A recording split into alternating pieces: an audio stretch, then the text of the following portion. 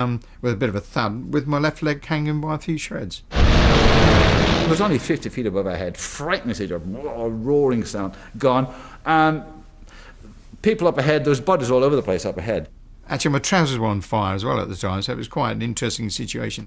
It was an absolutely devastating experience. There was a Sergeant Powell on the opposite side. He'd had a shell hit him in the side and all his intestines were hanging out in a plastic bag. And I felt quite sorry for him, actually. It looked very painful. And I didn't appear to be in any pain at all. And I mean, suddenly, in a matter of seconds, there was carnage all around you, really. And it was the first time I'd experienced the devastation of air power, and I never forgot what it was like. And we're only talking about one plane alone.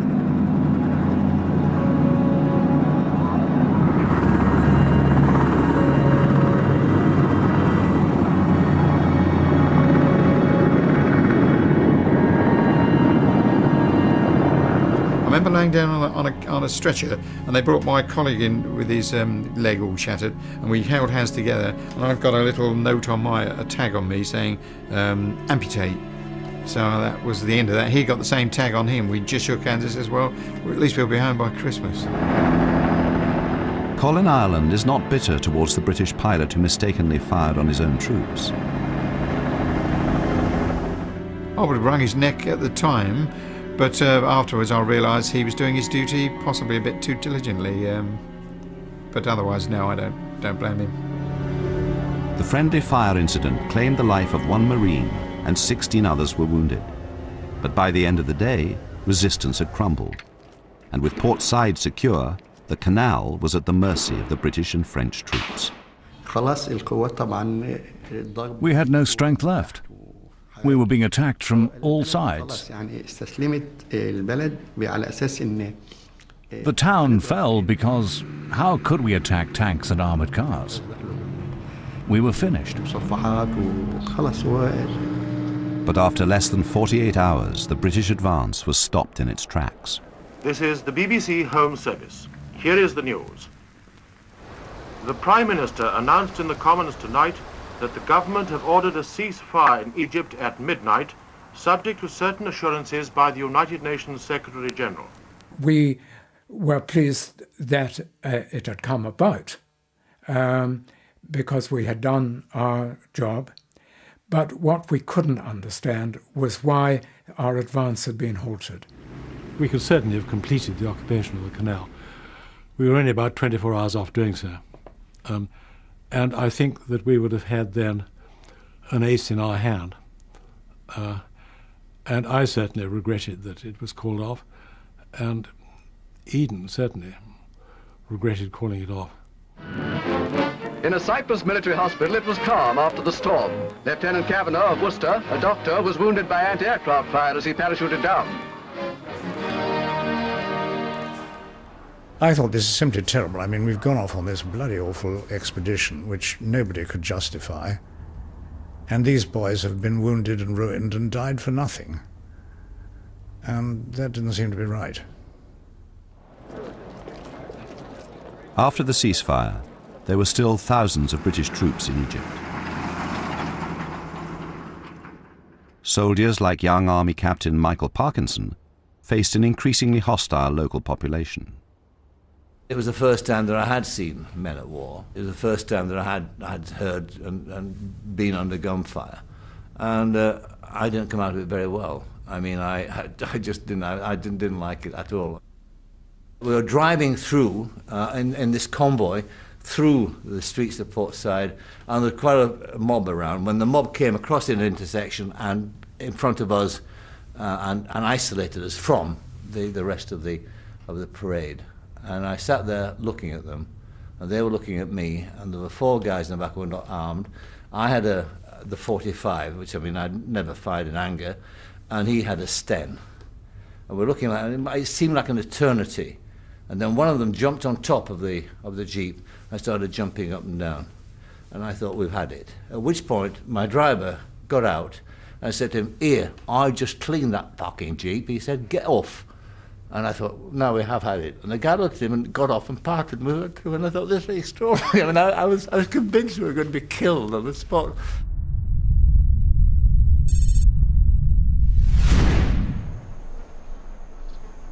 The British tried to downplay the number of Egyptian casualties, initially claiming only 100 Egyptians had been killed during the invasion.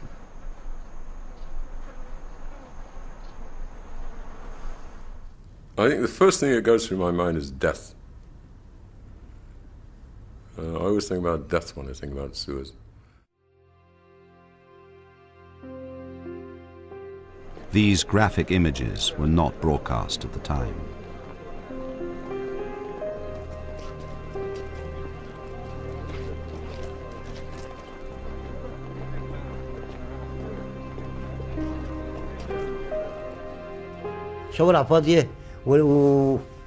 The streets were empty, and there was blood and dead bodies everywhere.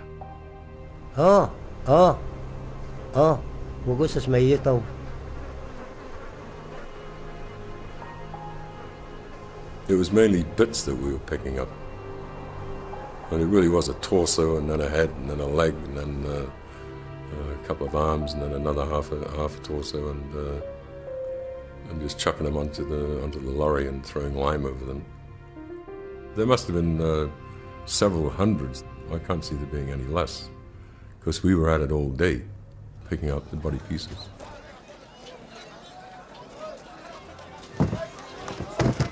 We saw lots of dead bodies. I mean, we had dead bodies all around the apartments where we were based, of course, because there had been fighting and hand-to-hand fighting, street fighting, to clear the streets. So we saw all that, and indeed when we went to purloin our first car in a garage to get around, to nick our first car from a garage, I suppose was the word, we looked under the car, and because we were trying to push it out, and there were two bodies under there. There's no reason why we couldn't move it.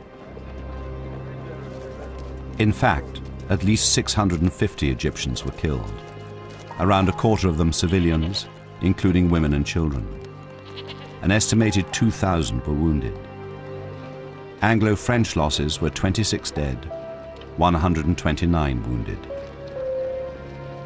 In spite of the fury across the Arab world and the international condemnation of the invasion, Eden remained unrepentant.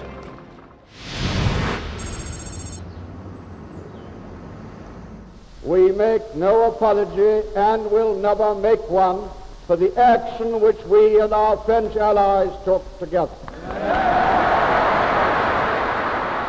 It was an empty defiance. Britain had been humiliated. Eden hung on to the last desperate hope that with a large army in place, Britain could still maintain some influence and save face. But in the final blow for British power, the Americans insisted on the complete withdrawal of British and French troops. We had not understood that so far from doing this, the United Nations, and in particular the United States, would insist that all advantages gained must be thrown away before serious negotiations began. This was the most calamitous of all errors.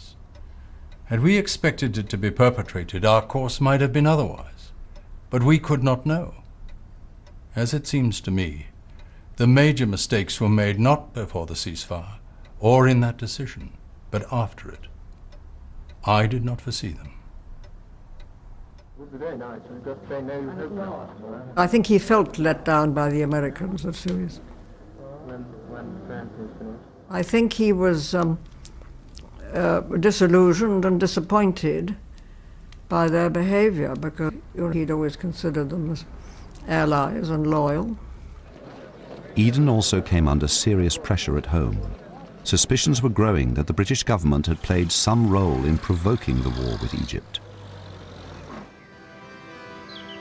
In fact, 2 months earlier, at a secret meeting in a French villa, Britain had conspired with the governments of France and Israel to start the war.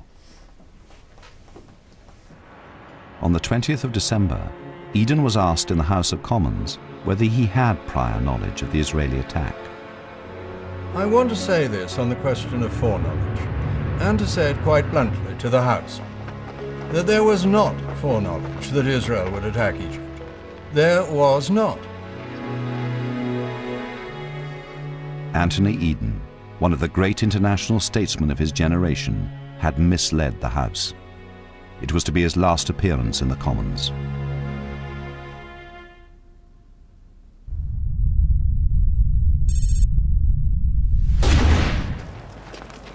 days later, Britain withdrew its troops from Egypt. It was the final humiliation. All I want to do is to get home. That's all I want to do, get home in one piece. I mean, I know it sounds rather sort of callous, but that was the way it was, and most national servicemen felt that way.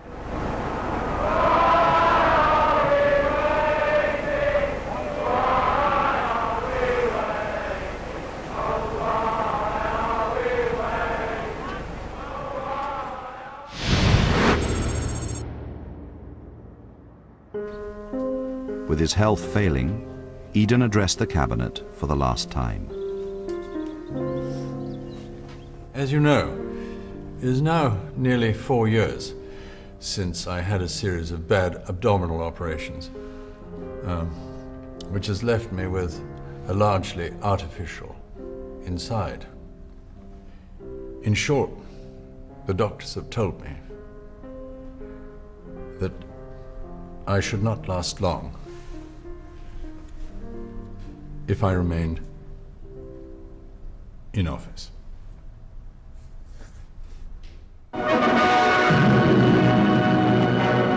It was announced from Buckingham Palace that the resignation of Sir Anthony Eden as Prime Minister had been accepted, and a statement from Number 10 gave ill health as the reason. I wish my successor all good fortune, and Godspeed to you all. Goodbye. Thank you very much. While Suez marked the end of Eden's political career, Nasser emerged triumphant. Nasser became the biggest hero in the Middle East.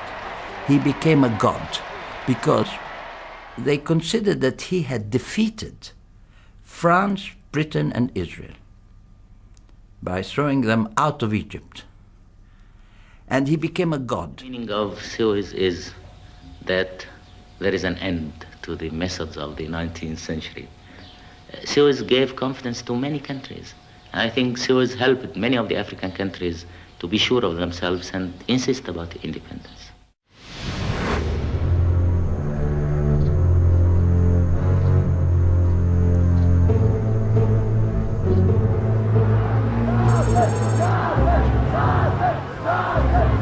For the rest of his life, Nasser remained an iconic figure.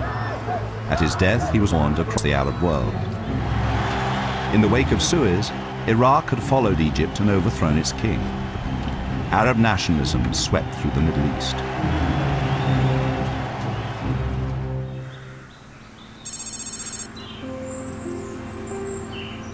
For all the achievements of his political career, Eden's reputation will forever be defined by his role in Suez.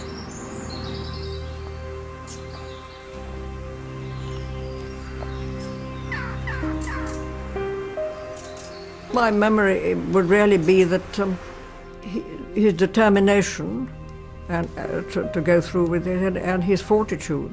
Never doubted that what he was doing was right. But Eden's ill-fated invasion of Egypt became the single most enduring symbol of Britain's post-war decline. We have the trappings of a great power, but after Suez, we really know that it is empty. It's a pretense, it's a husk. We are not a great power anymore.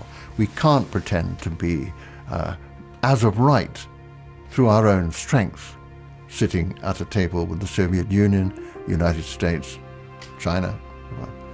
It's a myth.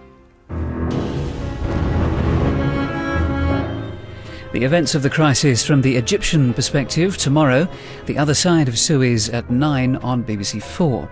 If you haven't got BBC 4, you can find out how to receive it by calling 08700 10 10 10. Here on BBC 2, Jeremy Bowen is in the hot seat. Have I Got News for You is next.